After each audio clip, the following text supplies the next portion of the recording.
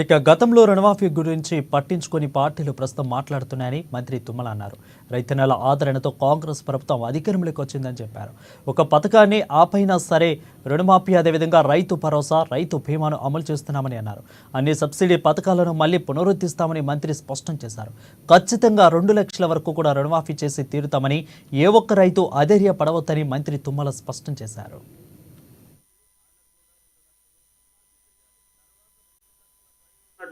చేయాలని చెప్పి మాట ఇచ్చారని చెప్పి విజ్ఞప్తి. దానికి పార్లమెంట్ ఎన్నికల ముందు ఆయన గారు 2 లక్షల వరకు ఉన్నటువంటి రుణాలు స్వతంత్ర దినోత్సవం రోజుకి వేస్తానని చెప్పారు. ఆ మాట ప్రకారంగా 18,000 కోట్లు, 22 లక్షల మంది, అందుట్లో కూడా తెల్ల కార్డులు లేనటువంటి 2 లక్షలు ఉన్నటువంటి వాళ్ళు కూడా ఉన్నారు. ఇప్పుడు మేము ఏం చేసామంటే తెల్ల కార్డులు లేనటువంటి వాళ్ళని కుటుంబ నిర్ధారణ చేయాలి కాబట్టి 2 లక్షల రూపాయలు అనేది కుటుంబానికి కుటుంబ నిర్ధారణ చేసి వాళ్ళకు కూడా 2 లక్షలు మాఫీ చేయాలి. తర్వాత 2 లక్షల పైన ఉన్నటువంటి వాళ్ళు ఉంటారు, వాళ్ళకి ఆర్థిక పరమైన వెసులుబాటు చూసుకొని ఈ నెలలో మీరు పై అమౌంట్ మీరు కట్టండి, మేము 2 లక్షలు మీ ఖాతాలో వేస్తామని చెప్తాం.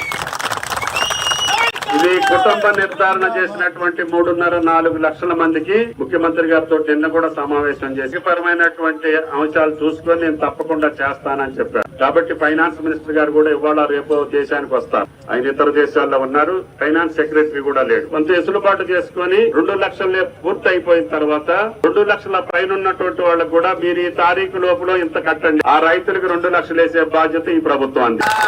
తప్పకుండా మాకు బ్యాంకులు ఇచ్చినటువంటి ఖాతా నెంబర్లు వచ్చి రైతుల నెంబర్లు 42 లక్షలు, 22 లక్షలు ఇచ్చాము, 20 లక్షలు ఇవ్వాలి.